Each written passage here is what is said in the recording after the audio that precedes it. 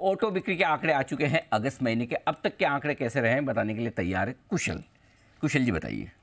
बिल्कुल सर, तो नंबर्स के लिहाज से सबसे पहले मारुति सुजुकी की बात करते हैं। देख ही रहे हैं हम किस तरह से आज भी ये एक स्टॉक एक्शन में है, और एक्शन में क्यों ना हो, क्योंकि अगर आप कंपनी के अगस्त महीने की ऑटो बिक्री आंकड़े देखेंगे तो 14% तक की ग्रोथ इस बार ही आती हुई दिखी है, जबकि स्ट्रीट का अनुमान, हमारा अनुमान करीबन 10 से 11% का ही था। तो 1,90,000 यूनिट्स कंपनी ने करीबन बेचे हैं, 1,81,500 यूनिट्स का हमारा अनुमान था। ये नहीं, टाटा मोटर्स है, यहाँ पर अनुमान से थोड़े से ढीले नंबर्स आते हुए दिख रहे हैं डोमेस्टिक पैसेंजर व्हीकल्स के लिहाज से भी, और जो कुल सीवी बिक्री इनकी आती हुई दिखी है उसके लिहाज से भी। तो यहाँ पर थोड़ा सा अंडर परफॉर्मेंस आपको साइडवेज मूवमेंट देखने को मिलेगा। जहाँ तक महिंद्रा एंड महिंद्रा का सवाल है, यहाँ पर ऑटो स्पेस में तो काफ़ी अच्छा प्रदर्शन रहा है। 64,000 यूनिट्स हमारा अनुमान था, उसके मुकाबले 70,000 से ज़्यादा यूनिट्स में बेचने में कंपनी ने सफलता प्राप्त की है। लगभग 19% की ग्रोथ इन्होंने वाई बेसिस पर दिखाई है।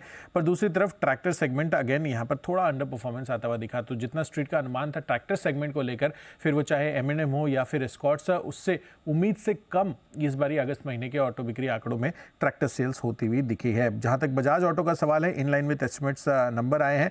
टू व्हीलर स्पेस में 2,85,000 यूनिट्स करीबन कंपनी ने बेचे हैं, 2,90,000 यूनिट्स का हमारा अनुमान था। हालांकि जो कुल सेल्स है वो हमारे अनुमान के आसपास आती हुई दिखी है। आइशर मोटर्स VCV के नंबर्स अब तक आए हैं, रॉयल एनफील्ड के अभी भी आने बाकी है। जहां तक यहाँ पर एक्सपेक्टेशंस थी करीबन 4,200 यूनिट्स की, उसके मुकाबले ऑलमोस्ट 6500 यूनिट्स कंपनी ने बेचे हैं। तो दमदार आउट परफॉर्मेंस यहाँ पर इनकी जो कमर्शियल व्हीकल स्पेस है उसमें होती हुई दिख रही है। स्कॉट्स के जैसे कि मैंने आपको बताया अनुमान से थोड़े से कमज़ोर रहे हैं नंबर्स, पर साथ ही अशोक लेलैंड हाल ही में अभी इसके थोड़ी देर पहले ही नंबर्स आए थे, इन लाइन विद एस्टिमेट्स हैं। 15,576 यूनिट्स हम अनुमान लगाकर चल रहे थे, 15,500 यूनिट्स कंपनी ने जो एस्टिमेट्स था हमारा उसके हिसाब से ही ये आंकड़े आते हुए दिखे हैं। तो अशोक लेलैंड का भी कमर्शियल व्हीकल स्पेस पे अच्छा परफॉर्मेंस है। तो Eicher Motors, Ashok Leyland CV space में बढ़िया प्रदर्शन करते हुए दिखे। और मारुति तो देखिए लाइफ हाई पर पहुंच चुका है, 5 डिजिट में मारुति। उसका इशू आइडिया किसी को कि आप प्राइस में आए थे? Any guesses? जहाँ तक मुझे याद है 125 रुपये में आया था। हाँ 160 था आई थिंक, मैं चेक कर रहा था। मतलब हाँ 100-200 की बीच के रेंज में बड़ा वेल्थ क्रिएट। 2000 के पहले आया था मेरे ख्याल से, नहीं 2002-3 के आसपास आया था, 2002-3 के आसपास। 125 यस सही था। बचपन में बादाम बहुत खाई। 125 याद है। 125 ना? 125 और साल बताओ। 2000 मारुति का था, हाँ अर्ली 2000, 2001, 2, 3 समथिंग लाइक, मैं चेक करके ऐसा होना चाहिए। तो 10,340 है, 2003 12 जून 2003। ऐसे आपके बर्थडे के आसपास वैसे याद है आपको? 12 जून नहीं, वो बर्थडे के हिसाब से याद नहीं है। बर्थडे तो बर्थडे के हिसाब से याद नहीं, लेकिन वो ज़माने में बड़ा क्रेज़ था कि मारुति जैसी कंपनी का IPO आना। लोगों को अलॉटमेंट आए और उन्होंने 200-500 में बेच दिया। नहीं, शुरू में ऐसे ही 200-500 में। नहीं, हमने तब भी नहीं बेचने दी। लेकिन तब मैं मीडिया में था इसलिए बता नहीं सकता, लेकिन हम तो तब भी कहते थे कि रखो ये स्टॉक्स तो ऐसे हैं जिनको कभी बेचना ही नहीं चाहिए आपको। ये बिल्कुल वैसा दमदार प्रदर्शन हो भी रहा है।